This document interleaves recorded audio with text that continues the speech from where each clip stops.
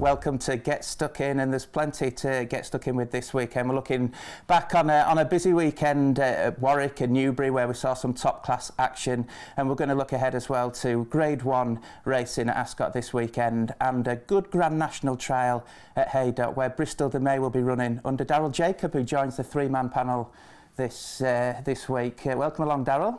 Thank you very much. CSI Studios. How you doing? Yeah, I'm in great form. Yeah, always helps when the horses are running well and they're winning. Keeps the spirit up, and Double Green are having a real good run of it at the moment. Yeah, you had El Fabiolo at the DRF, and then Mercedes Oboe at the weekend at Warwick, and you told me you always knew you had it in the bag. Always knew, never a moment in doubt. But do you know what? It was just great. It was a fantastic training performance by Alan and his team, and I've always said it, that he's a really, really good horse, and he had the potential to be very, very good. And just with the injuries he's had and a few niggles that he's had, and he's had setbacks, but I got a real big kick out of that on Saturday, and I love the horse. The horse has been a really good horse, for us. It's just a shame that he's had the problems that he had, because, like I said, I think he could have been a really, really good horse. And one who is a really good horse is El Fabiolo, who won at the Dublin Racing Festival, and he's now the new Sporting Life Arkle favourite after events at the weekend.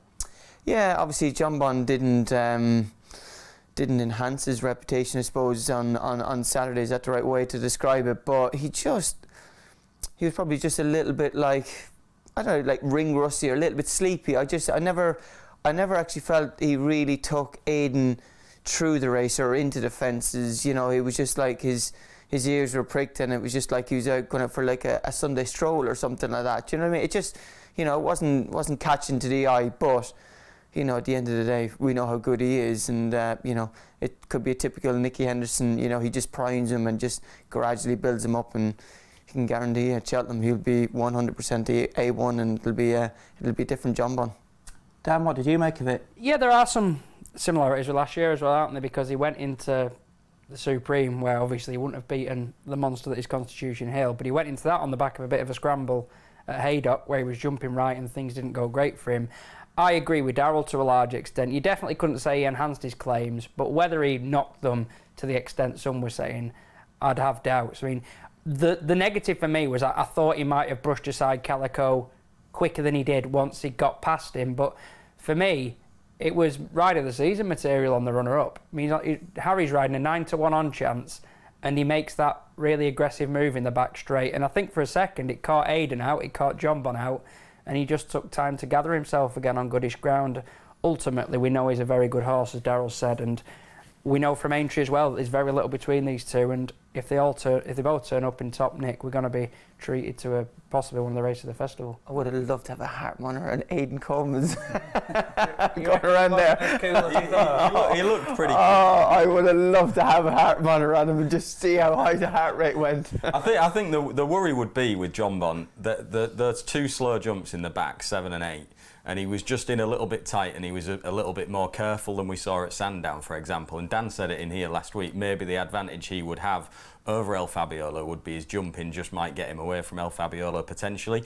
But you saw maybe a vulnerability a little bit in that regard on Saturday. So I think the market's got it right now. El Fabiolo sets the form standard without a doubt for me in terms of what he did in Ireland. I think that's comfortably the best 2-mile novice performance we've seen this season. Now, obviously, the two were closely matched on hurdles form last season, but mentioned it before, El Fabiolo a year younger, he went to Aintree, a much more inexperienced horse than Jonbon last year, and I do think he's got the better form going into this year's festival. So I think the market's got it right. Look, it's sort of, there's not masses between them, but I think El Fabiolo deserves his position as favourite in my eyes.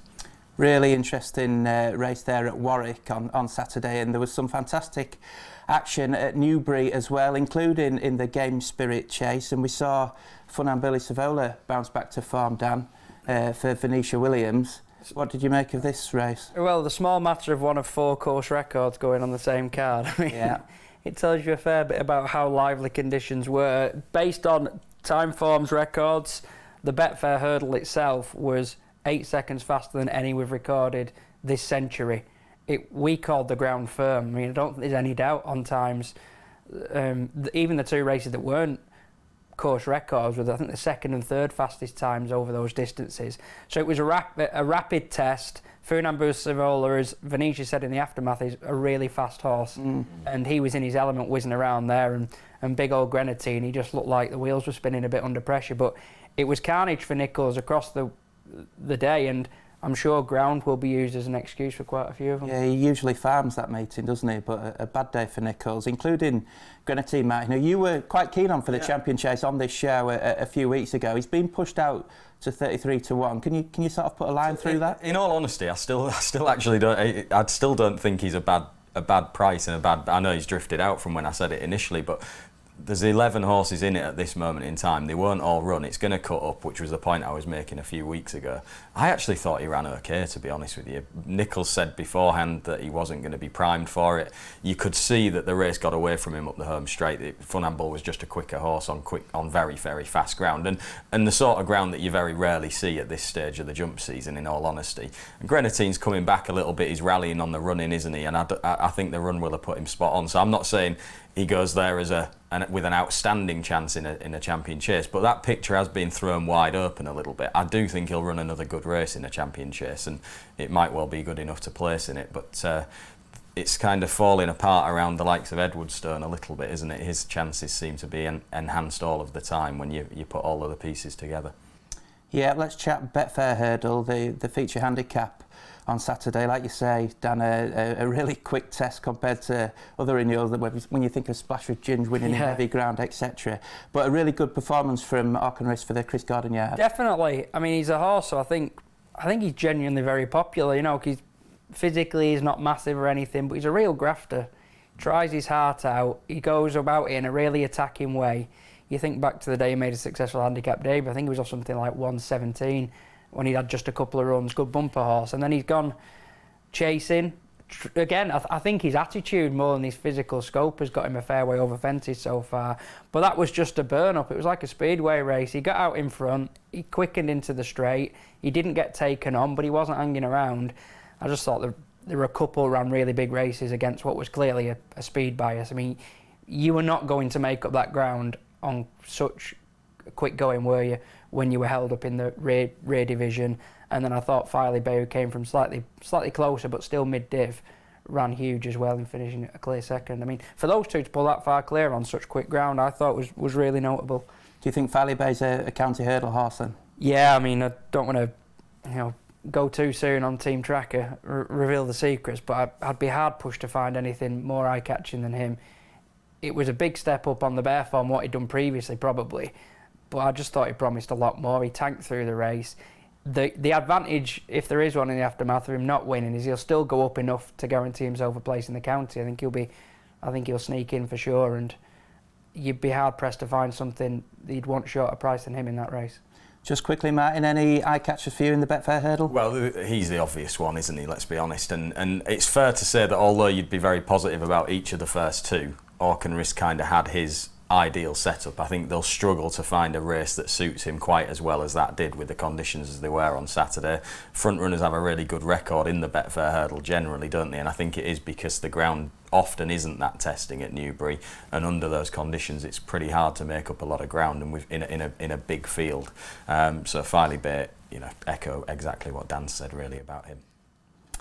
Excellent stuff. There was a no-show from the Mullins team in that race with Icarella not running well, a rare no-show from Team Mullins. But I caught up with Patrick to discuss what happened at the weekend for the Closutton yard.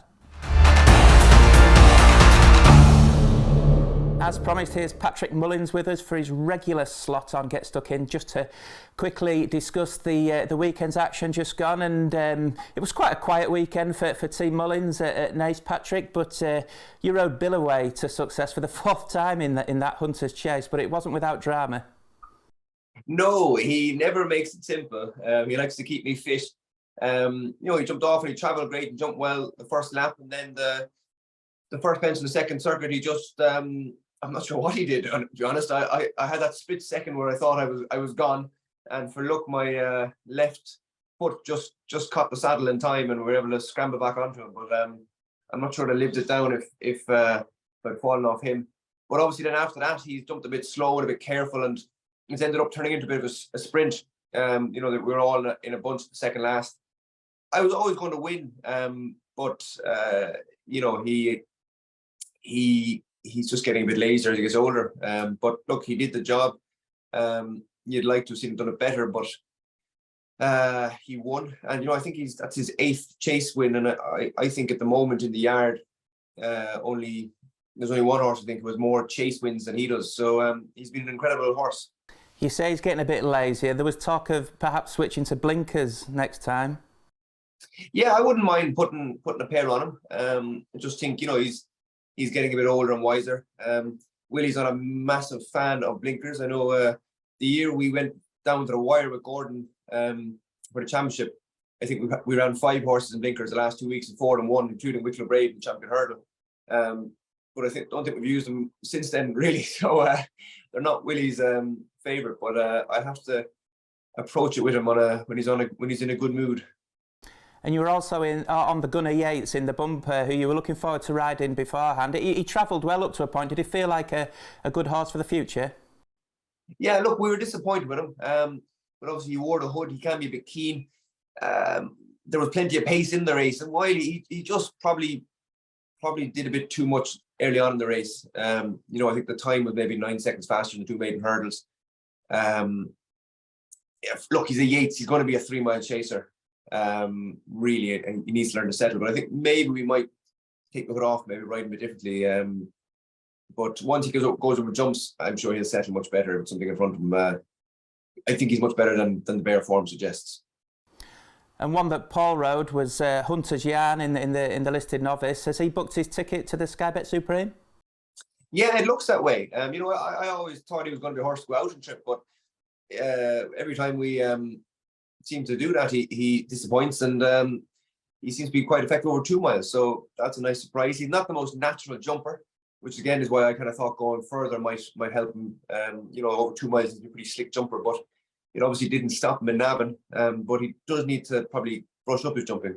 But he does have a huge engine, so he's more than worthy of taking his place in the Supreme. And you know, I won 3 bumpers on him last year, and not many horses win 3 bumpers in Ireland.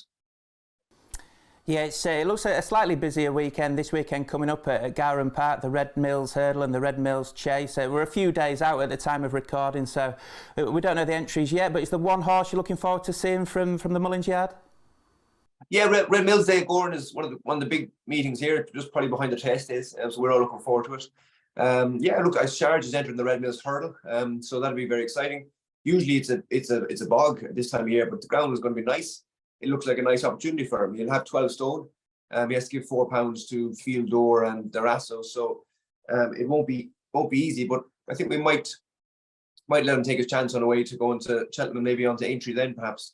Houghton Colours is in the Red Mills Chase, so that could be a stepping stone for the on the Cheltenham. He might be able to gain his supplementary fee in Gowran, but he's in great form. Paul schooled him this morning. All well with him. And then the bumper ran in memory of a friend of mine, Ronan Lawler, who was killed, I think, 13 years ago now. So we always tried to keep a nice one for that. Me and Ronan were best friends back in primary school. And we have a nice Spanish Moon filly of Rich Ritchie's. And we bought her off Aidan Fitzgerald. He was getting her ready for a point. And if she goes this weekend, I think she's a very nice filly. And finally, Patrick, just ending on the news that Allaho will miss the Cheltenham Festival. It's that time of year, isn't it, where big names can be ruled out. Can you just reflect on that news and perhaps the Ryanair picture now going into the race? Yeah, I mean, talk about a bolt from the blue. He worked on Saturday. He was perfect. He went on to the walker after his work. He came off the walker, and Ruth, who looks after him, just noticed him lying down. And then when we got him up, he was very lethargic in himself, and we thought perhaps it's a colic. We sent him down to the vet hospital in Feathered, and they found he was bleeding internally. So very lucky that Ruth copped it in time, and we got him down there ASAP. He's made a full recovery. He's bright and well himself. The vets tell us, you know, that it should be a one-off. Should be very little chance of it reoccurring. But obviously missing Cheltenham, so it's very frustrating. But at least at least it could have been worse. It could have been worse. So he'll be fine in the long run. And yeah, obviously the Ryanair is blown wide open now. But again, like I said, Houghton players could be one to step up to it. 6-year-old improving. He does have to improve, but he is improving. And obviously Blue Lord won the Clonmel Oil at the start of the season. So he has that option as well. So we have reinforcements there, but not having Allaho, he probably was the captain of the team, really.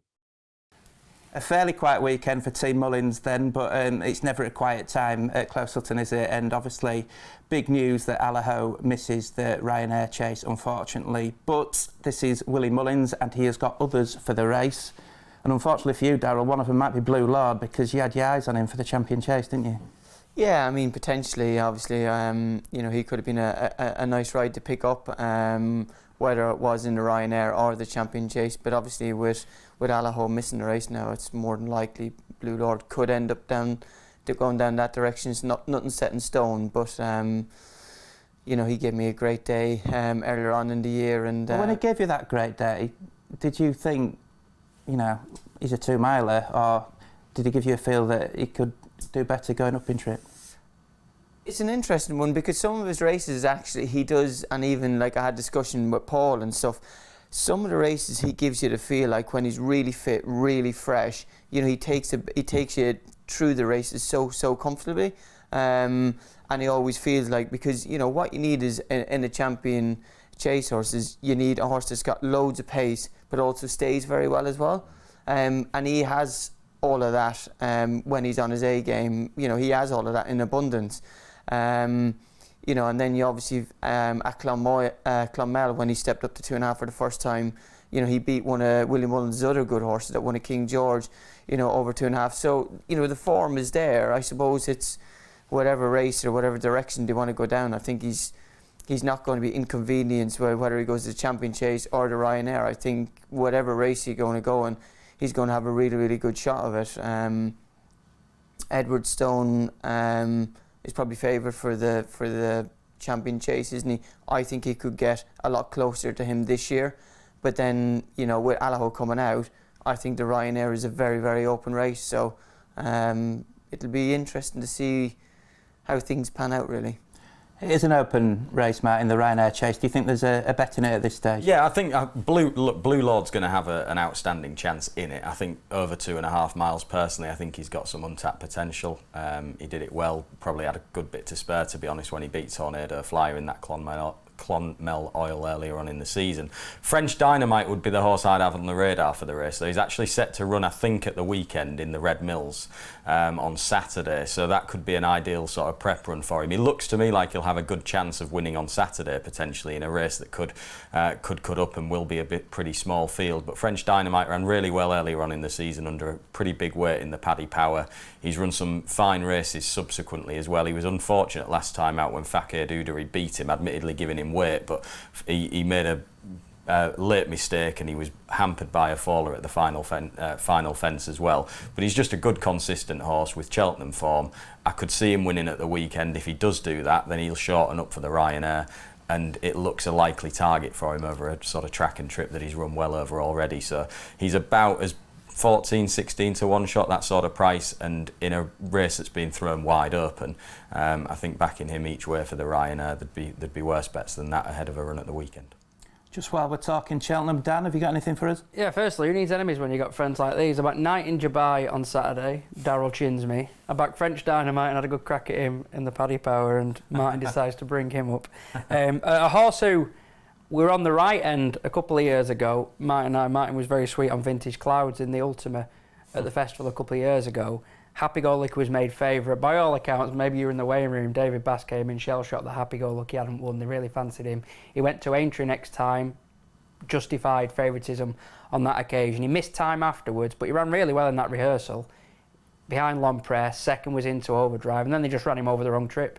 He's a stayer, they dropped him back in distance. So, in a roundabout way, I'm suggesting with non-runner, no bet in operation at the moment, we should be backing him to win the Ultima, and his 16s and 20s I've seen to win a race for which he was 11 to 4 favourite 2 years ago.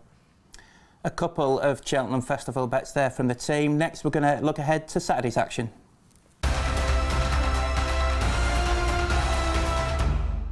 We're going to take a look at this weekend's upcoming action now, and with Daryl on the panel, what better race to start than the Grand National Trial at Haydock? Daryl, well, Bristol was given the race in the courts, shall we say. It's a shame I wasn't on him. I missed out on the prize money there, didn't I? Finished second, didn't he, under Sam Twiston Davis, but given the race. Is it Lord Panic? In the end. He's doing the city stuff. And he's going again this weekend to, I guess, try and retain his title. How's he going at home? Yeah, look, he's in really, really good form at home. Like, we're very, very happy with him. It's just such a shame that, you know, his last day with the racing was called off there because it was proper heavy ground, and I think he would have taken an awful lot of beating in that race, but obviously it was called off. So we've had to wait for this next opportunity. There's not too many opportunities for a horse like him, and we've had a very, very dry time, and you know, the ground's going to be good ground. Maybe could be potentially be a little bit quicker on Saturday, which, look, it isn't ideal. The only thing I suppose is in his favour obviously is extreme distance, and also it's a handicap as well. So we're looking forward to getting him out and about. I would just love it if we had an awful lot of rain.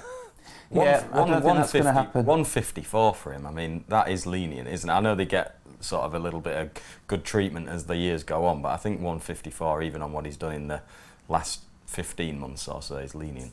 Yeah, look, he's in great form. Like, the horse, you know, he still goes up the gallop like he's a 6 or 7 year old. Like, he's still got it all there. But he's just been so unlucky that, you know, he loves heavy ground. He loves to go on, and you know, and he can get on heavy ground. It feels like good ground, and he can get horses out of their comfort zone very, very quickly.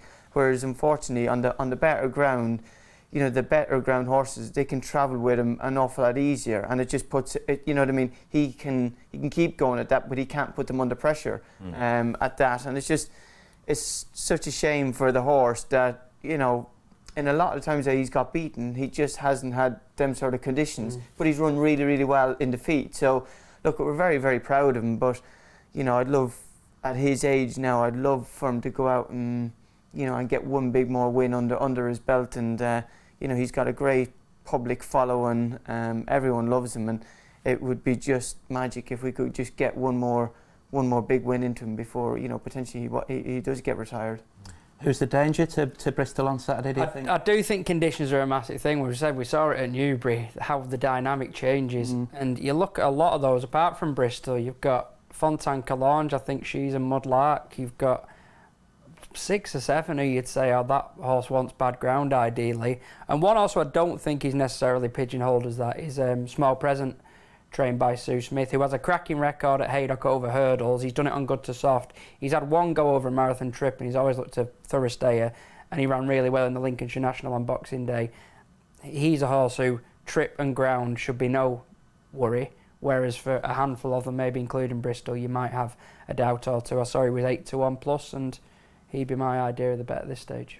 Have you looked at the race, Martin? Yeah, I have similar comments, really. It's going to cut up, isn't it? I thought Tim Pat had a chance for Donald McCain. He's got another couple of options as well, possibly at Musselburgh and Carlisle next week. But I think if 2 or 3 of those horses that want softer ground don't end up declaring, I think he could be given his chance. And, you know, look, we're talking 4 days before you get in as big as 20-1 about Tim Pat. If he does declare, he'll be appreciably shorter than that. And I suppose part of anti-post punting is taking that risk, isn't it? Even if it is only a few days away. So I could see them declaring him, and if he does, he's a course and distance winner, Tim Pat, and he arrives on the back of a really good run at Donny last time as well. It's a big day for Bristol de May and others then at Haydock on Saturday, and it's a massive day for Shishkin at Ascot in the Betfair Ascot Chase. Our Andy McLaren caught up with Nicky Henderson at Seven Barrows earlier in the week to discuss the horse. Great to see Shishkin this morning looking so well. How's he been since his, was it an operation on his back he had? He had we were doing his palate. How's he been since? Yeah, good. I mean, it's difficult to tell at home whether it's made any difference. But, you know, if it was interfering with him, which we think it was, then you're entitled to think it'll improve him. And are you seeing signs at home now that the old Shishkin's still there? He's never been a brilliant horse at home. He's been schooling very well. At Nico rode him work on Saturday, and he was very happy with him. Ready to go to Ascot at the weekend? I'd like to go to Ascot the weekend and try him over 2.5. If I find out he doesn't get it, I'm in a terrible muddle. Because I'll have to supplement him back into the champion chase. I don't really want to do that. After watching the Clarence House chase and the action in Ireland as well, have you got any regret about not putting him in the champion chase? Well, I probably should have done, but I mean, you try to be reasonably economical with your owner's money. And I put him in 2 races and didn't put him in the champion. I mean, intentionally I didn't put him in the champion. I'd made my mind up he wasn't a 2-miler. Maybe having done his wind and finding he doesn't stay 2.5 at Ascot, I'd made the wrong decision. I mean, we could always put him back in. It's quite expensive. You've got to be very confident about it to do it. What initially had made you think he wants to step up in trip? Because if you go back to the race with Energinine in the Clarence House last year, and you look at the Tingle Creek this year, both times he's actually in top gear the whole way. Mm-hmm. They're actually taking him off his feet. He can't go fast enough. He couldn't, you know, going to the second last at the end of the Clarence House last year, he wasn't going to get anywhere near Energinine. But in fact, they'd gone very quick. They'd gone too quick for him. And he was flat out. And he was flat out in the Tingle Creek. I don't like to see horses racing, you know, that far out of, in that, out of their comfort zone, to be honest with you. It'd be much easier for him to, you know, over 2.5, he's going to half a stride slower. He's going to be on the bridle. He's going to find it so much easier.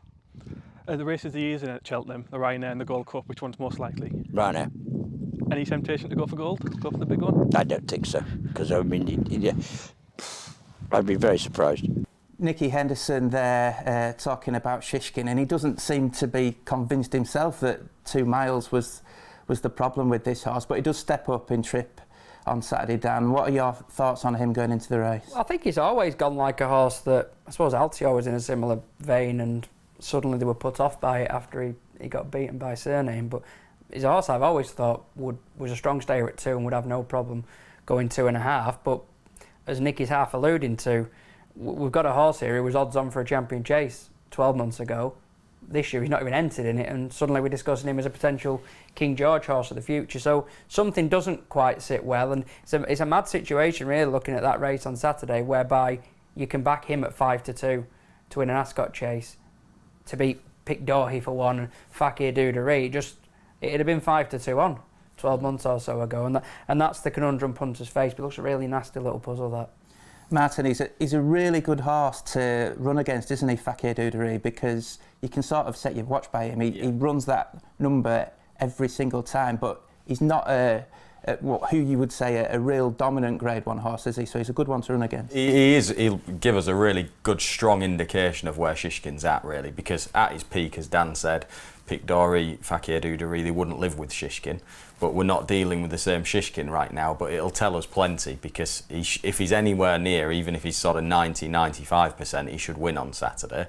But if he's just not the horse that he was, I mean, you've got plenty of little puzzles there with Shishkin. He's had a rare burn condition last year they used as an excuse. They've had another wind operation as well subsequent to the Tingle Creek, and then a bad performance last time out, or not bad performance, but certainly well below his best last time out. And there's just lots and lots of questions. You certainly couldn't back him with any confidence at all. In Pic D'Orhy and Fakir Duderie, he's running against 2 horses that run the race often and arrive at the top of their game. I mean, as a punter, I would rather stick with a safe option. I think Pic D'Orhy's going to have his conditions, and he is an improver, and I think he's won at Ascot the only time that he went there. He's a sound jumper, and I could see on sort of goodish ground him and a small field, him potentially just nicking away from them sort of through the first half of the race, and we see that at Ascot quite a bit as well in small fields. So I think the race sets up nicely for him. And his style, as I say, Fakir Duderie's a test for him because he's such a good calibre, consistent horse. Pic D'Orhy's running style is going to be a good test for Shishkin. So if he passes that, he is right back in the mix for championship honours potentially, whether it be Ryanair or otherwise. But yeah, so many doubts. It'd be like Sprinter Sacre-esque, wouldn't it, with the Henderson sort of training feats, if he manages to get Shishkin back to the levels that he was at. Absolutely. Hopefully we see something like the real Shishkin this weekend. Hopefully we see him on the good ground. It's a tough time of year for trainers with the ground as it is, and Dan Skelton has got several balls up in the air this weekend, not knowing who's going to run and who's going to run where, and he's got a bit of a dilemma with Ashtown Lad, as Adam Houghton found out at his yard earlier in the week. Dan, you've got Ashtown Lad has a couple of options this weekend, one over fences, one over hurdles. Are we likely to see him in either of those? I think it's probably more likely we go to Haydock, looking at the weather forecast for one of the hurdle races. I'm not sure which yet. I'd quite like to run him in the Rendlesham, actually. If by some miracle we got good to soft down at Ascot, he'd run in the Swinley Chase. But I'd say, looking at the forecast, that's highly unlikely. Yeah, and he's had a good campaign so far, though, obviously winning the Beecher and running well on a couple of the Temps qualifiers. Do you think, obviously you're considering the Rendlesham, but do you think he's on a good mark for the two handicap options, both over hurdles and over fences still? I still think he's got some work in his mark, yeah, definitely. But he's got an entry in the Grand National. There's a big question mark over the trip there, but we can obviously always consider the Topham. But I just think that he's a horse that, as he's getting, he wasn't exactly a young horse last year, but he's just grown in confidence now. He's getting a bit more racing under his belt. And if he wasn't to run this weekend, is there a chance he could run in the Temps at Cheltenham en route to Aintree? It's looking potentially more likely, given that I'd like to get a run into him before Aintree. But with this ground the way it is, it's impossible to make too many concrete decisions. Yeah. Dan Skelton, the trainer of Ashtown Lad, not sure where he runs this weekend, but he's a horse to look forward to this spring. Oh, definitely. His 2 runs over hurdles this year have been ace, really. The second to that course specialist, Glimpse of Gala at Warwick, who's just done an out-and-out stayer, and that sandwiched in between was a Beach Chase win. That was a period where Skelton was winning big handicaps, well targeted, basically every week. So the uncertainty about where he goes obviously makes life difficult, but I think he'd be interested in that Ascot Chase if he went for that. Not the Ascot Chase. That chase at Ascot. I knew one. Clarify that. It's ironic, isn't it? The one race isn't, and it is. It's ironic. We've got the Grand National trial at the weekend at Haydock, and the reality is that the best trial, or the likeliest trial for the Grand National, will come elsewhere. Maybe Ashtown Lad. We could see Next Destination maybe back from a long absence as well in the Rendlesham. He's now in the care of Nicky Henderson, used to be trained by Paul Nicholls and Willie Mullins prior to that as well, but a horse that has got loads of ability, and I assume that the Grand National will be the target for him. The last time we saw him, he was placed in the National Hunt Chase at the Cheltenham Festival a couple of years ago, so he's going to be back from a long absence, and have a close eye on how he shapes if he does indeed take his chance in the Rendlesham. Off the top of my head, I reckon your fella might have been the last horse to run in that national trial when you nearly chinned Giles Cross, Neptune Collonge, and then you went on to win the race. I bet he is. Yeah. Harry Durham actually rode him Did that he? day, didn't he? Yeah. That's why he got beat, was it? That's why he's taking up training. You win the national next time. Actually, that was a hell of a performance actually that day. I remember that now. Yeah. Think about it. The national weights are just around the corner, aren't Yeah. they? So there's a few that tread very carefully around whether they really want to go shooting up the weights with them around the corner. Absolutely. That is the weekend sorted, and the lads are now going to find a couple of horses for your My Stable trackers. Tracker time, gents. You've got one for us, Dan? Yeah, I've already mentioned it. I can't get away from the blind and the obvious this week. I think Filey Bay is a must for the top of the shortlist in basically every 2-mile handicap for the rest of the season. He was so impressive how smoothly he got into the Betfair Hurdle, speed favouring conditions, mistake 2 out when he was closing, well clear of the third. He might go up 5, but I think he could go up 10 and still be very interesting. Martin, who's yours? How's the cricket from Foss last Thursday? Finished second to a progressive horse of the Skeltons called Helpnam. Good run in second. I thought the pair pulled a long way clear. They really started winging at the fences down the home straight. I thought they both ran career best effort performances. And how's the cricket's form just generally stacking up really well? He's got progressive form over fences. Penultimate start bumped into another subsequent winner, Love Actually at Taunton. So I think he's gone up a little bit more in the weights for finishing second last week, but I think he can certainly win more races this spring, and he doesn't need the Ground 2 testing either. And Daryl, you must have had a young horse in the double green for our viewers to look out for in the coming weeks and months. Yeah, I'm really looking forward to. I think he'll have a real good end of the season. Horse called Blaney Lord. He got rid of me at Down Royal the last time at the second last. Made a bit of a mistake. but he's come back. He's a bit bigger and stronger now after having his break, and I'm really excited about this horse. I think this horse could be a really nice horse for the rest of the season, and also whenever he goes chasing. That's 3 horses for your My Stable trackers. We're going to finish with their best bets for the weekend. Finally, gents, something for the weekend, and your task is to find a winner, Dan. Have you got one for us? I'd like to find a runner. If he doesn't show more enthusiasm than Fanny and Destraval, I tipped last week, I'm in real bother. But I'm going to go with Revels Hill. And I'm just going to say as a proviso, I'd maybe have a quarter of your bet on anti-post at the 6 and 7s that's available. I'd half tempted to save the bulk of it to make sure he's declared for the Swinley handicap chase over 3 miles at Ascot on Saturday, just because they took him out on account of the ground at Doncaster the other day. But if he goes for it, still think he's a very interesting young stayer with improvement in him. Went off 2-1 at Sandown in the race won by Quick Wave, and things just didn't go his way. He got badly hampered, still finished 4th. I'm sure he's got more to offer. Martin? I'm going to take a chance that it could be a non-runner, but I think Tim Pat at sort of 16s, 20-1, those sort of odds for the Grand National Trial is way too big. I think it will cut up. As a course and distance winner when the ground wasn't too soft, I think they'll be lulled into taking their chance. It's a big pot to try and win with a horse still rated in the 120s. He'll be down at the foot of the weights, and if he does take his chance, I can see him being a significantly shorter price than he is anti-post. You do have to take that chance because he's got a couple of other entries, like I say, but it could end up being a very good bet. And Daryl, the horse you're most looking forward to riding this weekend, I think we know the odds-on shot here. Yeah, I'm looking forward to riding Bristol, one of my favourite horses in training. Can't wait to ride him. But I'm actually really looking forward to watching Shishkin. He's been going really well at home. Obviously I go into Nicky's every week.